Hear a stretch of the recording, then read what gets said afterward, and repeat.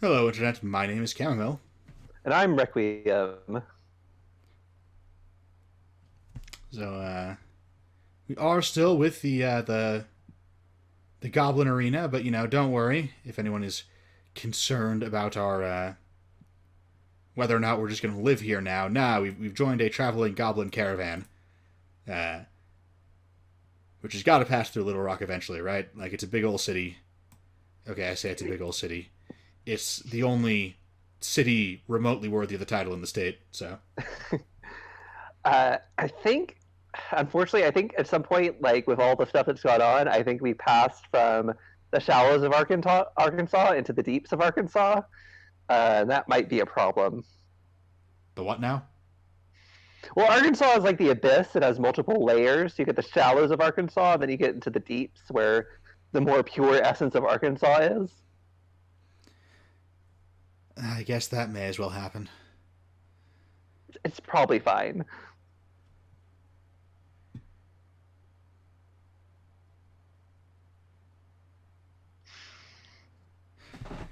Well, I mean, I guess if the caravan came from the shallows, then hopefully it'll just end up there again eventually. Yeah, hopefully. I guess we'll just take this problem one hag at a time. Yeah, exactly. So as long as we're on the topic of the abyss and planar layers, let's talk about outsiders in D&D and how they are done poorly. Yeah, do you want to go ahead and get us started on that? Yeah, absolutely. So the first thing, so in regular D&D, you have demons, you've got devils, and you've got daemons. We're not going to get into that. In Pathfinder, you have demons, you have devils, and you have daemons again. Pathfinder, I will admit, like we said about a lot of mean things about Pathfinder. After they got past those three, they started having better ones. But Yeah, Pathfinder does have some cool outsider concepts. They have Titans, which I think are a different and interesting kind of outsider. Meaningfully different from demons, devils, and daemons, or more accurately pronounced from demons, devils, and the other demons. Yeah, I mean the thing with the alignment chart is a perfectly good meme, which is how it got popular. Of course it originated as an actual roleplay aid for D&D. It was bad at that, but the reason why people like it now is because it was a good meme. Um, you will see people who don't know anything about D&D talk about alignment. Like had a friend who made an alignment chart, and she did not realize that that came from D&D. Right. So the very first thing with outsiders, you want to differentiate them as much as possible, which D&D has tried to differentiate them just by their alignment, but alignment doesn't mean a lot, particularly when you're talking about the like one step away, especially on the law chaos axis. Like, what is like the difference between lawful evil and neutral evil? Honestly, what's the difference between lawful evil and chaotic evil? It's really kind of meaningless. And just saying, like, Obviously, you can come up with characters and creatures who are obviously lawful and who are obviously chaotic. But, equally obviously, the gray areas are massive. The gray areas encompass more character concepts than the obvious alignment fits. Like Darth Vader is considered to be the example of lawful evil, and that's fair. Like, particularly because that's basically the definition of lawful evil at this point is like Darth Vader. Uh, but there are, so many characters where, if they aren't these iconic characters, most of them you can make an argument for at least two alignments, and they won't always even be adjacent to each other on the chart. Alignment was, a half-assed system cooked up by Gary Gygax because no one had ever made a role-playing game before, and he was making it up as he went along. And much better systems have been invented since then. My favorite is the Magic the Gathering color wheel. It's not perfect either, but each of those five positions has a fairly distinct ideology and flavor to it, and the D&D alignment chart doesn't. Like, obviously, lawful good and chaotic evil are very distinct from one another, but even chaotic evil and lawful evil even chaotic evil and chaotic good are often easy to confuse.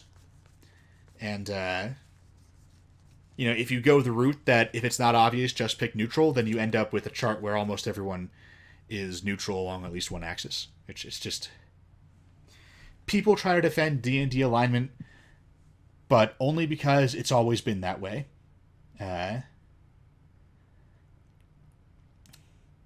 The alignment chart is a meme. It's a very good meme. I like it as a meme. But it's not a real role-playing aid. All this to say that splitting up your outsiders based on the alignment chart is a bad idea.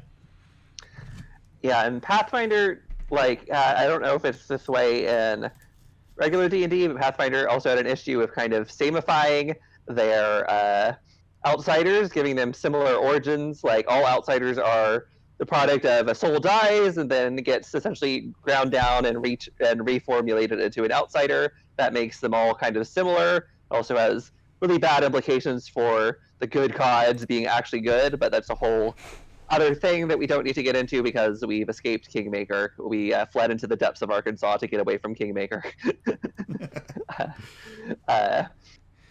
But there are some fates worse than Arkansas. A Pathfinder adventure path, for example. When you sit down and make outsiders, you want to think what are their origins? What is their aesthetic, and what do they do? So devils are fallen angels. Their aesthetic is typical devil-like stuff, and then their what they do is they want to promote evil. Now, since I just mentioned devils, building upon that, the very first thing you want to do is everything that is Christian is getting consolidated down as much as possible. You get hell, you get heaven, you get angels, you get devils, and that is it. If it has to do with Christianity in any way, it is going in one of those two places. That means the 4 horsemen are in hell. The 7 virtues are in heaven. The 7 deadly sins are in hell. Assuming you even want the 7 virtues, which is debatable. The 7 deadly sins are very compelling, but there's a reason why the 7 virtues come up a lot less often. That is kind of getting into... Yeah, that's kind of getting into the reeds of it, but just since it came up. The Christian-style demons and Christian-style angels are a perfectly good aesthetic, but they are one aesthetic. They should not be spread around multiple planes. If it's from the Ars Goetia, it is going in hell. If it is essentially a Christian demon and you just scrub some of the filing numbers off, just pick a random example, Nocticula, it's going in hell. Yes.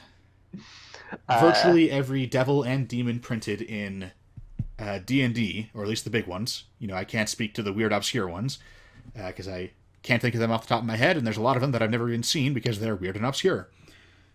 But virtually every major, the kind that comes out in the first Monster Manual of a new edition, or the kind that come out in a demons or devils focused source book, nearly all of them should simply be demons in hell. Distinguishing between demons and devils isn't necessary. Dark Lord doesn't do it, which we're not going to talk about that for a whole episode, because we had an episode about that already, but this gives me an excuse to put a link to that in the description, if it's actually in stores, which it might not be, because I'm the worst at shilling. But yeah, you get one hell plane, you get one demons thing, and you can have other evil outsiders, but they have to be noticeably aesthetically distinct. And here's the other thing. Hell is not the domain of tyrants. Your lawful evil people are not just worshipping Asmodeus. Your tyrant types are not just worshipping Asmodeus. Hell is more about... It's got to be primarily about evil. Asmodeus... for whatever reason, it does not get a seat at the table at all when there's celestial conclaves. Either he is just too evil, or he is doing something that is upsetting everybody. For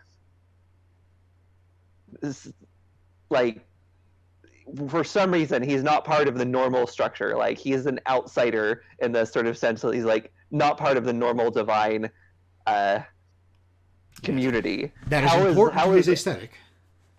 Like, so if you've got, like, in Pathfinder, you have Cheliax, and they are a nation beholden to a devil, and it's very, they're a nation beholden to hell, and it's very like, oh, this is their lawful evil tyrant nation. But that doesn't make sense. Like, that's not, Asmodeus is not who you go to for that. I don't, there's not really a good example of that in Pathfinder cosmology, but in, like, Greyhawk cosmology, they would be beholden to Hexter. I don't know enough about Forgotten Realms to grab somebody out of them and say who it would be. I know they have one, but I forget his name.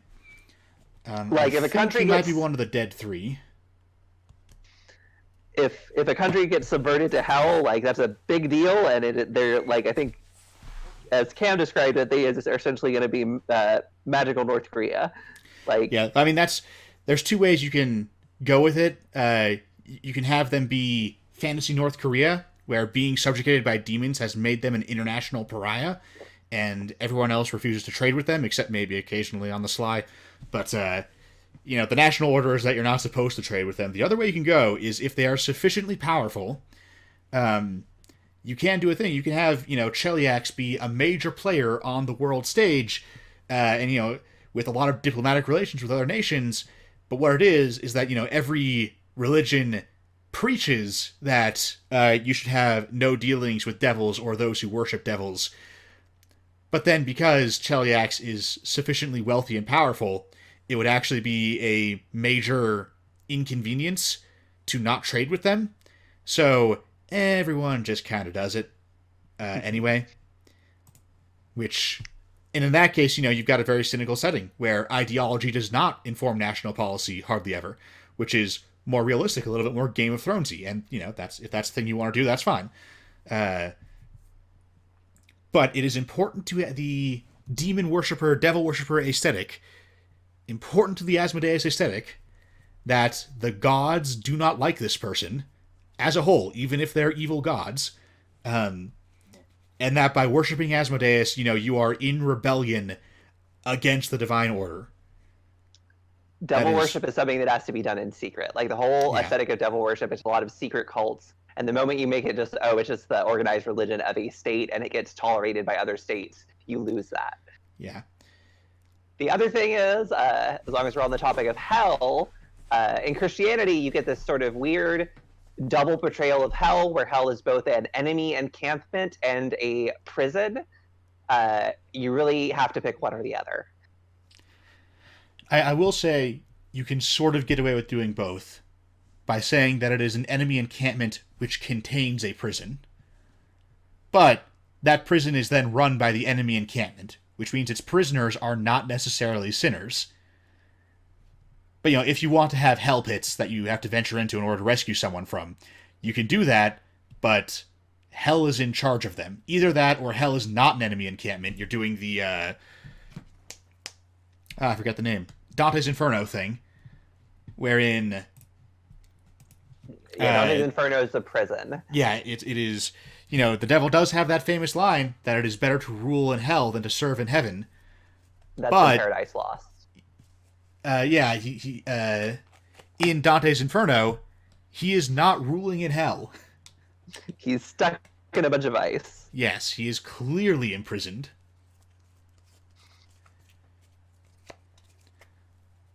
Also, Paradise Lost and Dante's Inferno are, in fact, different things. Yes. I glossed over that, but they're often people who have a vague understanding of the sort of where the modern conception of hell came from. A lot of people, who care about these things enough to worry about them at all, do get that medieval writings informed the modern conception of hell. Medieval and Renaissance writings informed the modern conception of hell more than is generally understood. That's the word I'm looking for. But a lot of them, don't realize that these writings are not in agreement with each other. It's obvious when you think about it that obviously, these people aren't creating a shared universe together, so of course they have disagreements. But I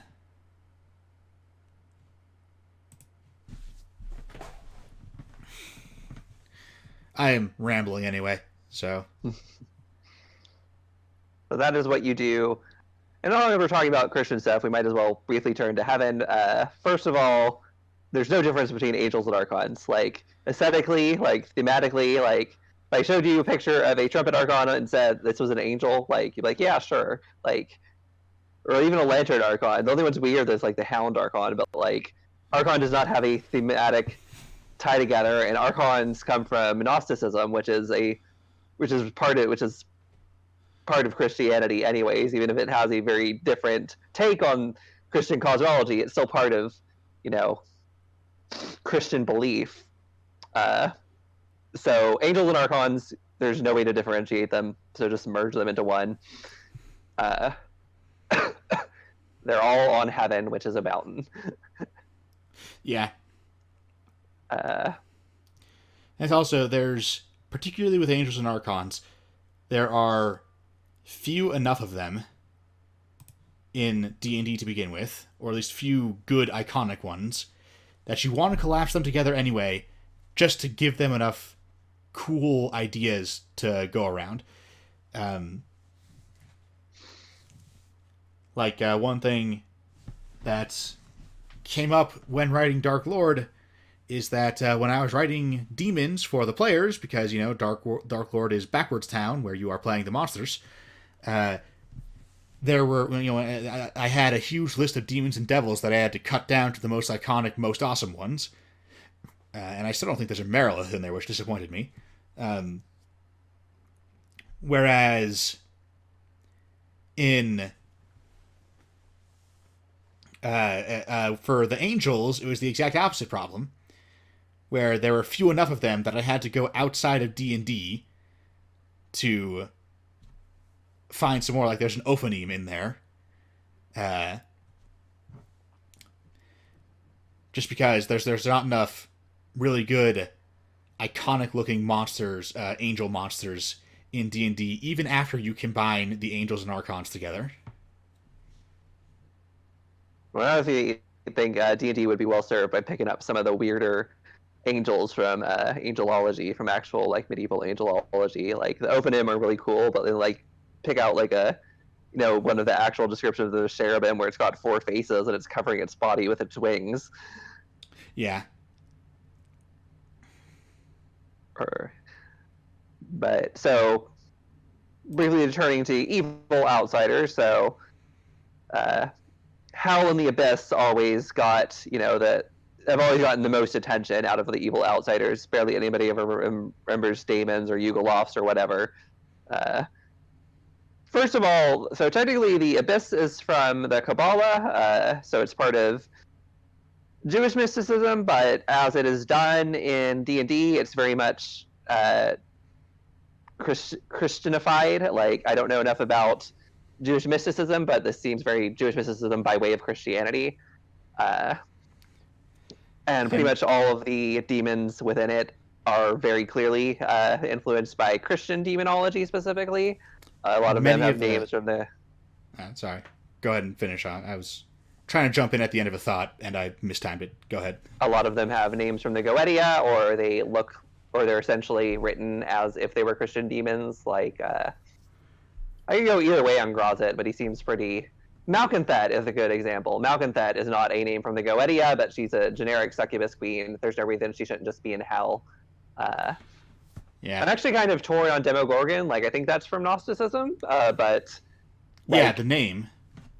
But I even think the picture is from, like, Gnosticism as well, but it's weird enough that, like, it kind of fits. Like, it looks different.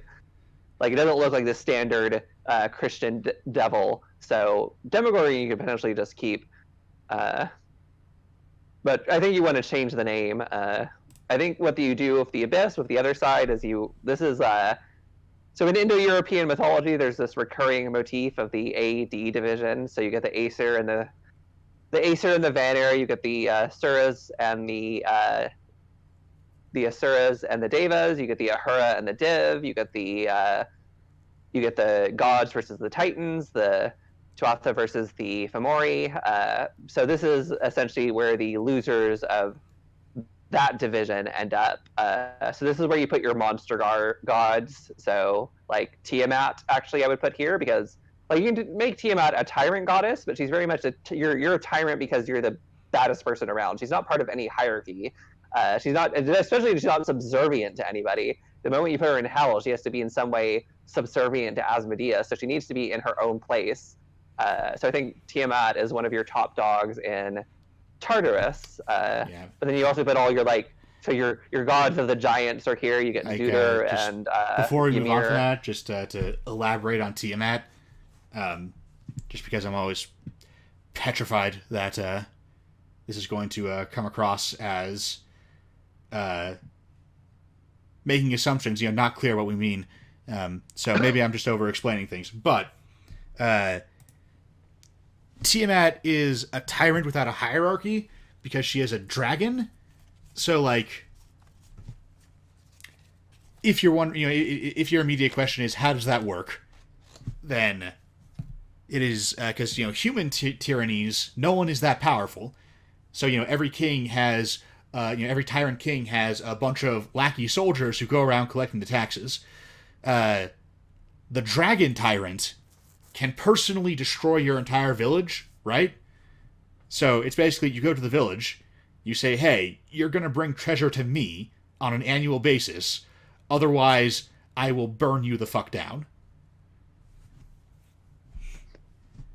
I also think there is an ideology backing hell, whereas in Tartarus, it's everybody's running a personality cult. Tiamat's domain falls apart if Tiamat dies. If Asmodeus dies, Beelzebub gets promoted. Right. So there might be there's a hierarchy in it, but there's going to be some minor hierarchy. Tiamat has some of her kids working for her, but if Tiamat goes away, things fall apart. But then in Tartarus, that's where you put all your sort of monster gods, your trying to think of some of the classic Greyhawk ones. Probably should not have voted Burb. Oh well.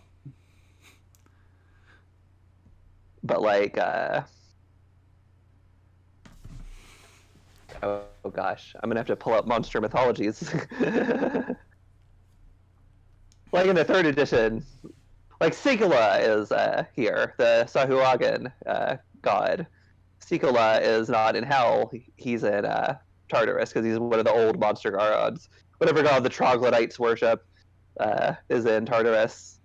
Grumsh is going to be in Tartarus.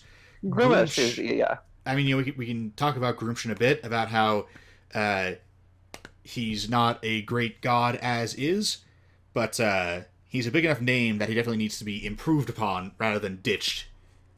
And he's going to end up in Tartarus. Yeah, this is where, and I don't think Tartarus is as in-your-face evil, because whereas hell doesn't get a seat at the table, Tartarus does. You can have representatives from Tartarus, so probably they're all acting independently as part of it, but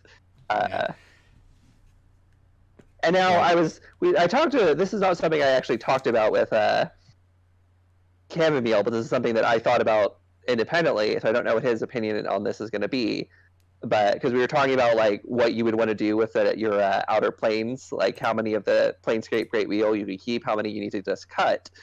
So you have Tartarus, you have the losers in the AD division, but you potentially want a place for the winners, because a goddess like Athena or Mars, they don't really fit in heaven, they don't really fit in the Feywild, so having a place that's sort of a lot of Norse gods are great for D&D, and they have the same problem. So I think having a place that for that, combining Arborea and Isgard into one plane and having this be where the winners essentially set up. This is also where your gods of civilization come from. So if you have a god of cities or a god of god of wisdom, god of knowledge, this is a place where you put your gods of civilization. So I think with the division, so the division between heaven and hell is good and evil. Feywild and Shadow Dark is life and death. So here the division is creation and destruction.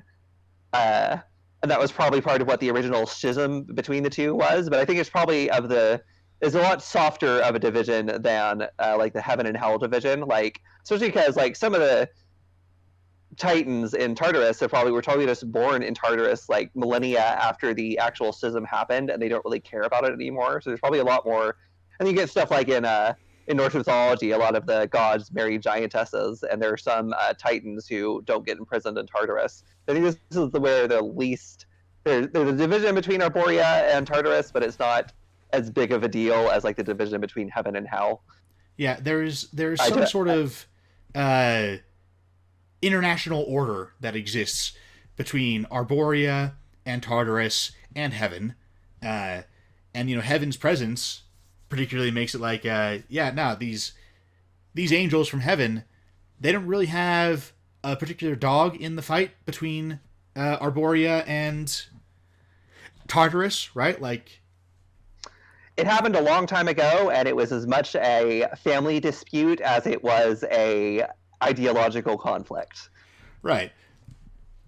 Like, Prometheus is a Titan. He winds up in Tartarus, presumably. He might be too pro-civilization for that. That's just off the top of my head, so that might not actually be a bad example. But, I think, again, the division is weakest. You don't want everything to be perfectly parallel, so whereas heaven and hell are pretty separate, right. Arborea and Tartarus are pretty blurry, so Prometheus just happened to end up on the losing side in that conflict, even though he's pretty pro-civilization. Like, having those little twists will make it a little more interesting. Right. And, it's also... And the losers, ultimately, they still have that seat at the table, right? So, like, at some point, the Tartarian gods formally surrendered to their Arborean counterparts, and they had to make some concessions because they lost the war, but they're still in the international order. Whereas heaven and hell, it's total war. Yeah. Like, each side seeks the absolute destruction of the other as a sovereign state. Yeah. To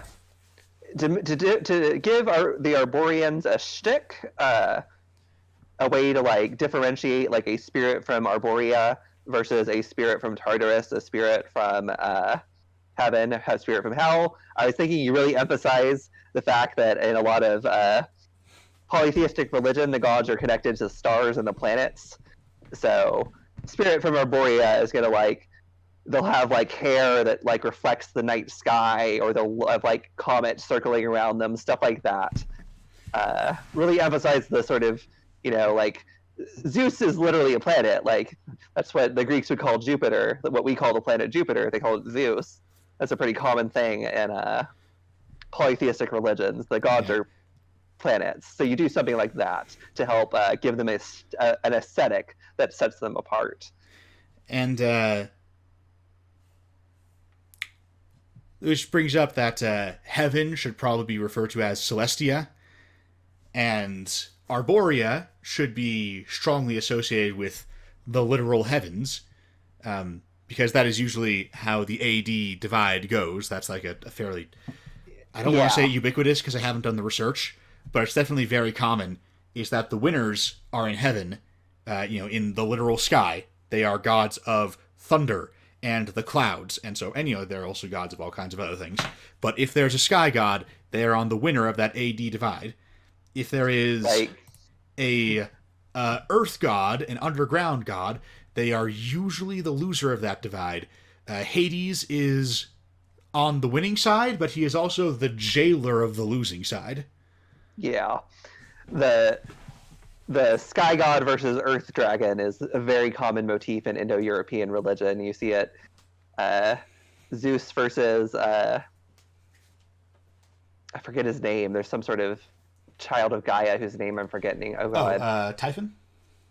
Zeus versus Typhon, Horus and Ra versus Pep, Indra versus...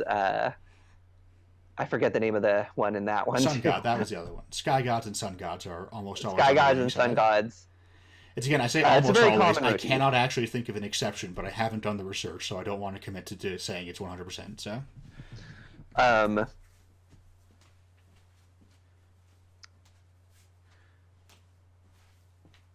in terms of general outsiders, I've not really I've not done a ton of thinking about general outsiders. If you want more evil outsiders, and generally, in a D&D setting, you probably want more evil just because that's where the challenge is. Right. Evil outsiders are something where players will kick their door down and stab them to death and take their stuff. Yeah, Good you need that. outsiders, you can create, and I prefer personally settings where the quote unquote good outsiders are more gray, and there are plausible reasons why you might end up fighting them. If you look at Petals and Thorns, that is sort of the kind of D&D that I like to play, where there's a bunch of factions, there's something to be said for basically all of them, and who even knows which side the players will end up picking? That's basically up to them. They have to weigh the moral and practical trade-offs of each faction themselves. But fact is, that's not as popular as settings where, there may be different factions within good and evil, and, there might be strong aesthetic differences between one or the other flavor of goody or baddie. But ultimately, people like to have good and evil fairly clearly defined, and they like to, be fighting unambiguously bad enemies. And this is true even though non-interactive fiction has come to favor more gray stuff quite a bit, although I do think we're kind of coming out of that phase anyway. Like, that's a cyclic thing, right? There'll be gray and gritty eras, and then there'll be more bright and shiny eras in media in general, and I think we're coming out of a gritty era right now. But, all that aside, people pretty consistently prefer to be on the side of unambiguous good when they are in an interactive medium. Yeah. It's just watching other people grapple with the trade-offs of different factions, and the fact that no faction is totally pure, and you have to pick which kind of corruption you can most live with. That's compelling. Having to do it yourself, I find that compelling. There's definitely a niche for it, but a lot of people find it kind of depressing, which is totally fair. Like, I don't want to come across like they're unsophisticated or whatever. That's not what I'm trying to say. But it is, it's a fact of the market that it's generally less popular.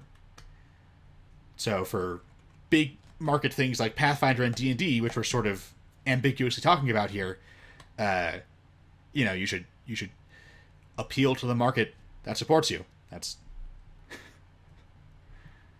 they're the people who got you where they are. Show them some love.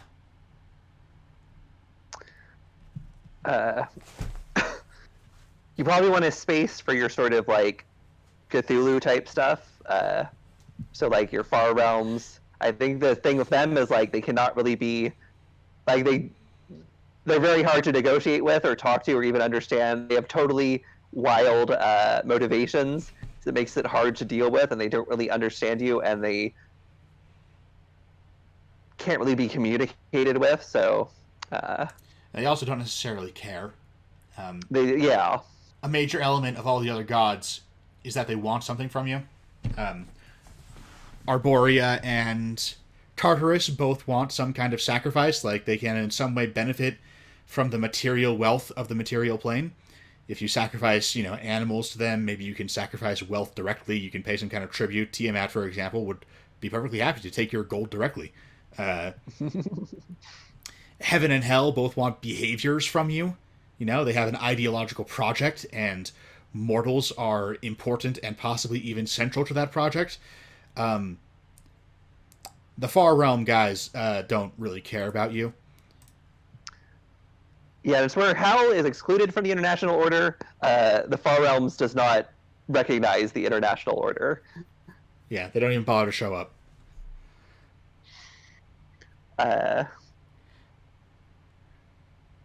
Another thing is, so an antinatalist faction. So taking a little more extreme than actual philosophical antinatalists do, where rather than just discouraging like births, they actually like, well, let's just end suffering by wiping out life. Cut out the middleman entirely by killing everyone at once. Right. Which, and the starting point, you go like, well, they're just evil, but like they specifically do not want to increase suffering. They want to decrease suffering. They just think the best way to do that is by ending life. They have a philosophical point. they might be suffering on their own. I kind of like the idea that, like, sort of like in the Golden Compass cycle, where Lyra has her death that is waiting for her. That, like, in the Shadowfell, you have all these deaths of, like, things that, in order to know their own cessation, the thing they are associated with has to die. Uh, so the most powerful ones are things like death of hope and, like, death of warmth. That's your equivalent of, like, an archdevil. And it puts those deaths into a bit of a tight spot in that in order to receive their own release, they have to kill you whether you want. Right? If they're the death of you, then because they desire their own cessation, they have to bring you with them. That's just the only way they can go. Which, they have a greater philosophical ideology that, broadly speaking, to live is to suffer, and it is better if all things die. But they've also got a personal stake in it, where, like, they are definitely not having a good time.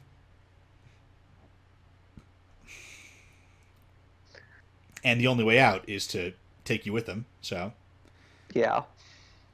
And compared to, like, Hell, like, if Hell has a plan to, like, unleash horrible suffering on Earth, they're going to actively move to oppose that, because that is not their goal. They do not want suffering to increase. They want it to decrease. Right.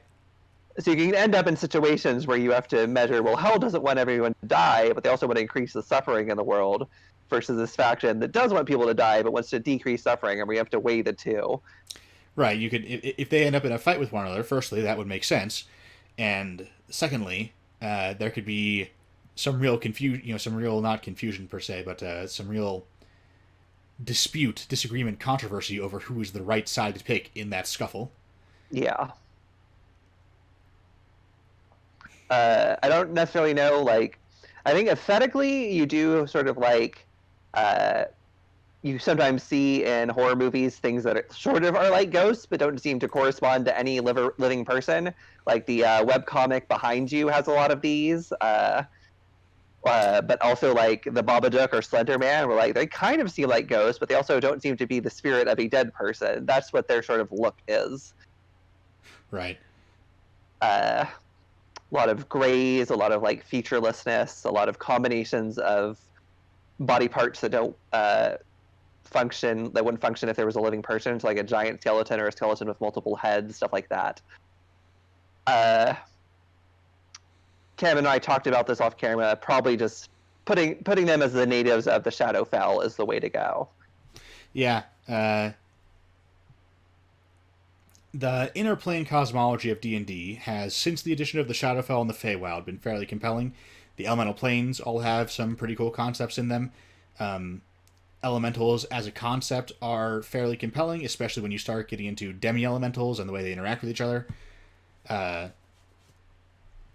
Relevantly to what's on screen right now, Mephits are cool, and I approve of them. I'm totally going to bet against them, though, because swarms are almost invincible.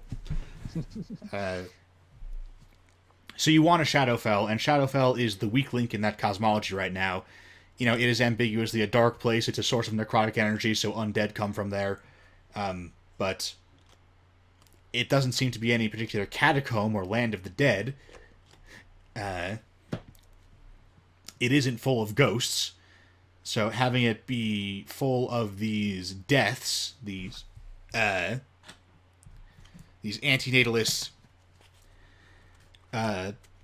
things, which can be the death of a specific person, but can also be the death of an abstract concept. So you get some kind of Slender Man thing who is like, I'm not sure. I mean, like, in his original conception, he could be like the death of childhood, but his more popular depictions took a very different direction with that, and those depictions were more popular. So if you wanted to have a Slender Man alike in your setting, you would want to, imitate the more popular version because that's more popular. Like, unless you have a good reason to do otherwise, you don't want to be, some hipster who is taking the less popular version because it's less popular. Just give the people what you want, unless you have an actual artistic vision to do otherwise.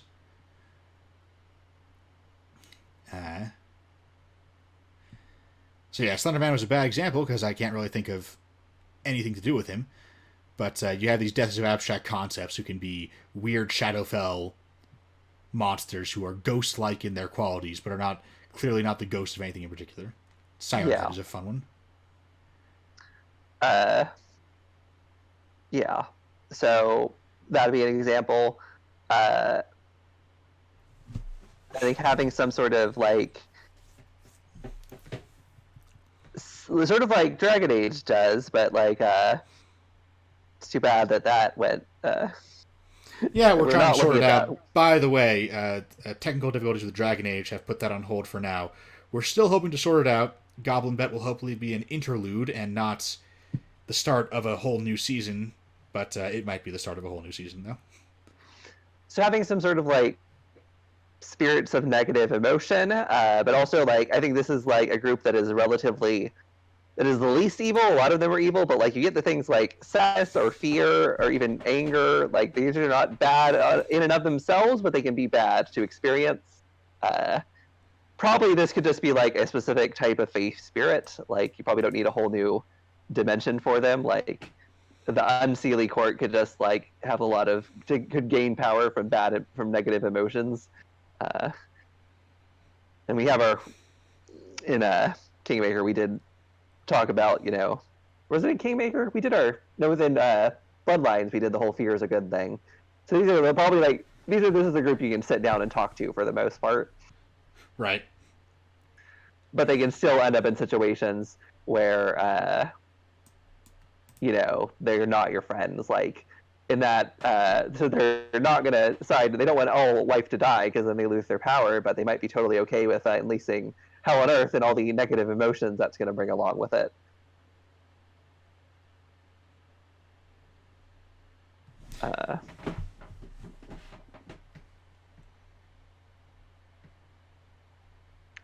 I also kind of like the idea of have a sort of like within a celestial bureaucracy where you've got a group that exists to like regulate and challenge like mortals, like you've got because within the celestial bureaucracy and Chinese folk religion, you've got like you'll have like a bureau of plagues and like a bureau of natural disasters that is in charge of like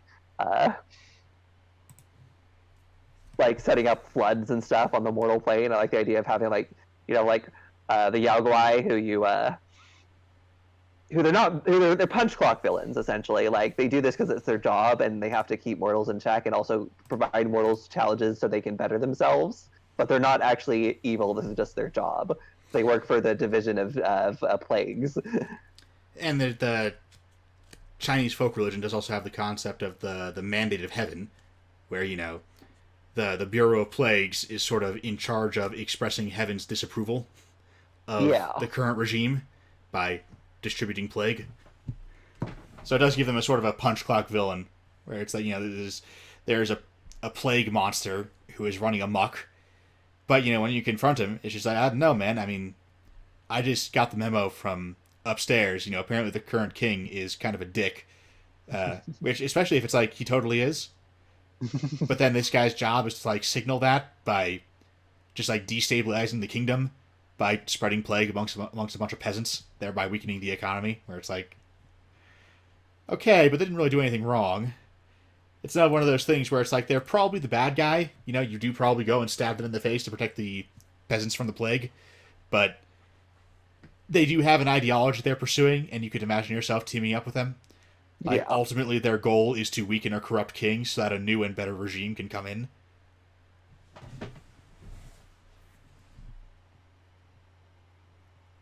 The whole point of this has been like, these are not. We had an aesthetic for everybody, and the divisions were not like a single letter on a character sheet. Yes.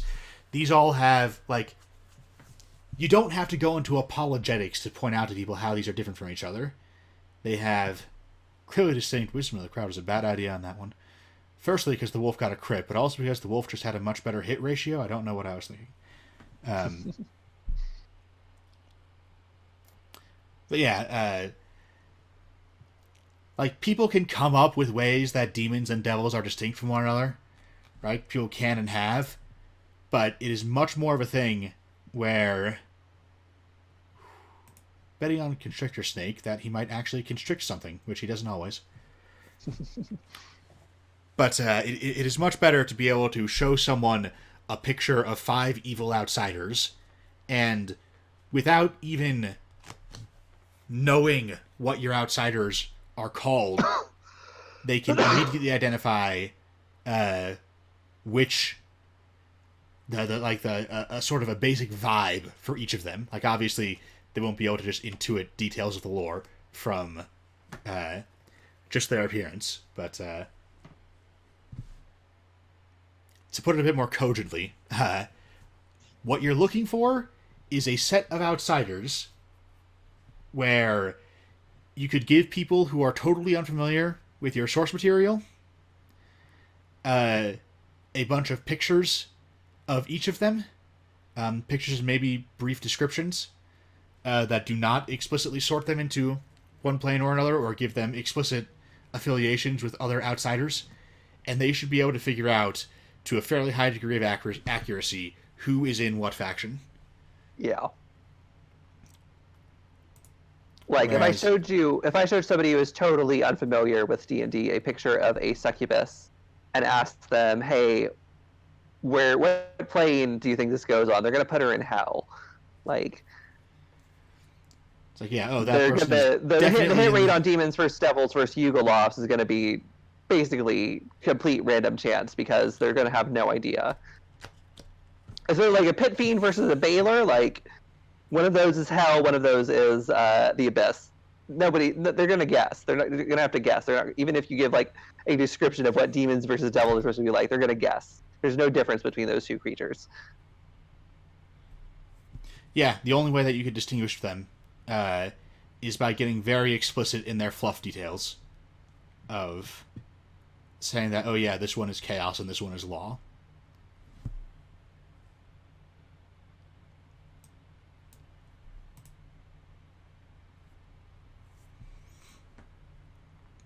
Whereas people will very easily be able to distinguish between this one is a big old monster, this one is a clearly Abrahamic inspired hell demon, this one is some kind of weird ghost like thing, some kind of haunting figure.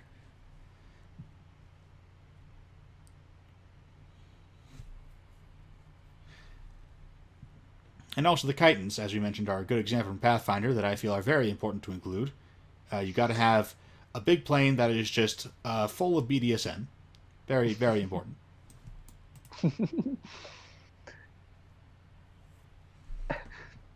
I'm avoiding making any jokes.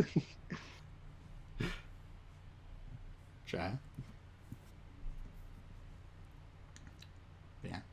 In all seriousness, that one is going to be kind of a weird inclusion. It's a good example in Pathfinder because Pathfinder has a low standard for this, so it's easier to get above it. It is kind of. I don't know where you would put them. Is the main thing. Like in the movie, in the first movie at least, like they explicitly declaim any connections to heaven or hell. They say angels to some, demons to others. Some of the later stuff, it connects them to hell and makes them former mortals, which I think is kind of boring because I'm so tired of that being the secret backstory for everything. But oh yeah, no, absolutely. The Cenobites. By the way, we're talking about the Hellraiser movies. I don't know if we mentioned that, but Chiton's clearly inspired by Hellraiser. If you didn't know, now you know. But yeah, the Cenobites were much better off when they were just. It's funny. I love the aesthetic of the Cenobites. I love a lot of the ideas of them, but I do feel like someone needs to do a reboot and clean up their lore, because obviously the later Hellraiser movies went insane. Every long-running horror franchise of that era did. But also, even in the first 3 movies, which are generally pretty good, it does feel like there's a lot of, you could make a good trilogy out of those, out of their concepts and their ideas, but they end up contradicting each other a lot, and I don't think they really bring it home. I want someone to take those movies, remake them, keep the style, keep the broad outlines of the lore, but make them work together.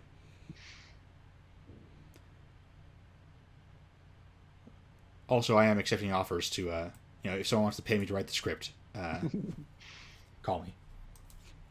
Or email Wachowski me, because I'm sisters, not I giving know out my you're phone number. listening.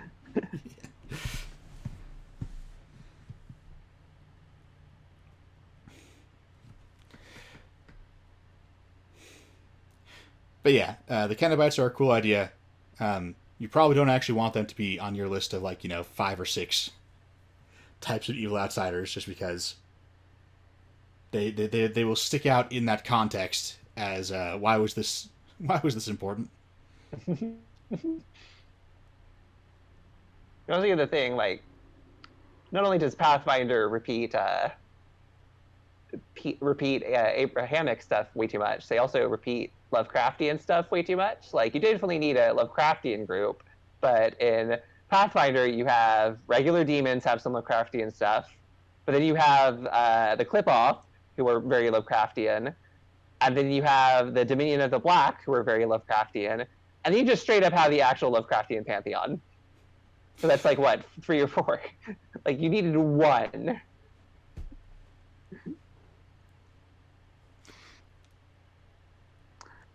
Got it.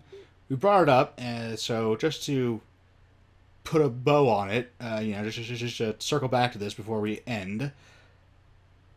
Groomsh is a big orc, and that is a problem. You don't want your gods to be a big whatever. At the same time, he does have some interesting qualities to him, and he is a big name that you definitely don't want to cut. You want to fix him, not cut him, and you want him to be recognizable as the thing you are fixing. You don't want to have him be Groomshin name only. So specifically what you want to do with this guy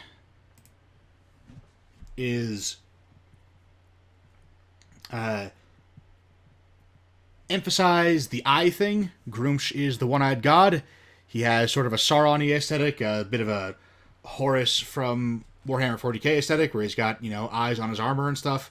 So yeah, make him the vaguely Sauron-esque orc god. Play up the eye thing. And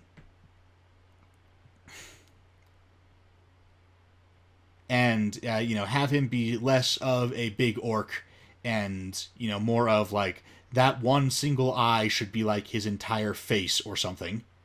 Yeah. And he doesn't need to literally be a giant eye the way Sauron was. He can still sit on a throne and be the great orc god that the skulls of their defeated enemies are piled at his feet and so forth. Like, that's compelling and cool. But yeah, you want him to be less big orc and more his own thing. A lot of the monster gods have that problem, where they are just, a big goblin, a big gnoll, that kind of thing. Yeah.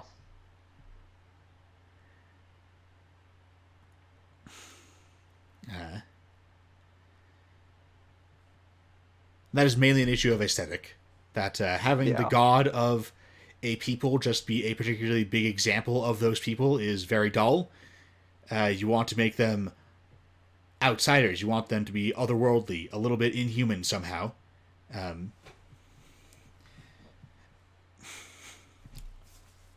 If you think of angels, a lot of angels and archons, which are the same thing now because that's the good way. You want they look mostly humanoid, but they are clearly not human. They are not just big humans.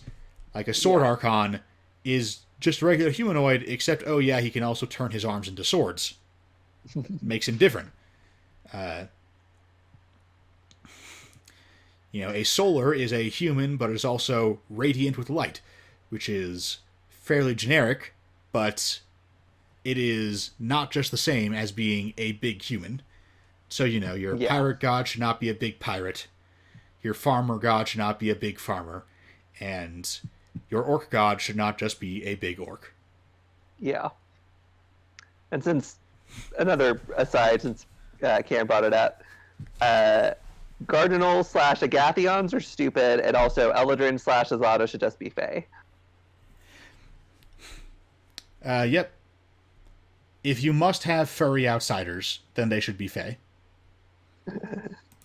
They're animal spirits. They're nature Yeah. spirits. Come on.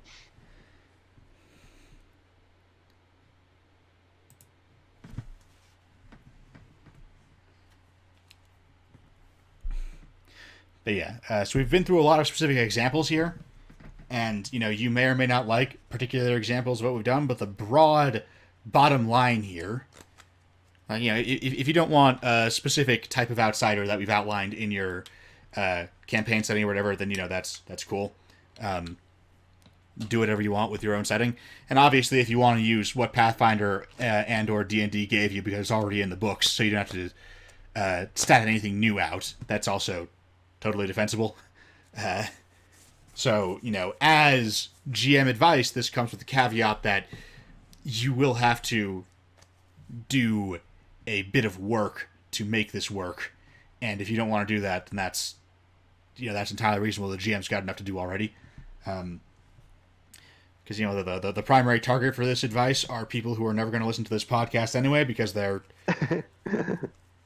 in charge of, at this point, basically just 5th edition. Pathfinder has split their base with 2nd edition, which is unfortunate. But it's the way of things.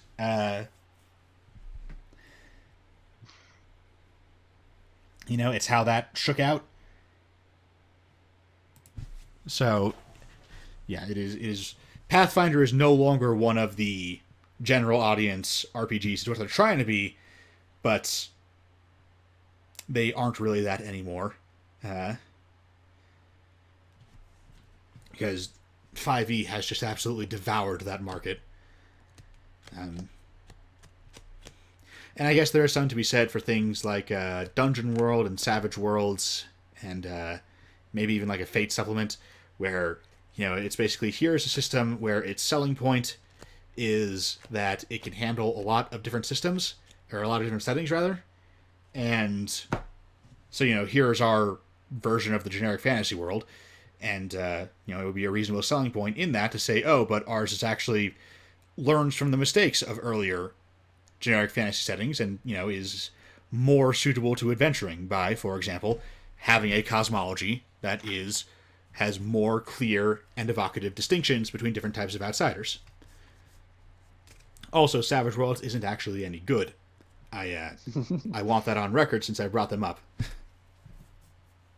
I understand why people want what they're selling, but they aren't actually selling you that. They're scamming you.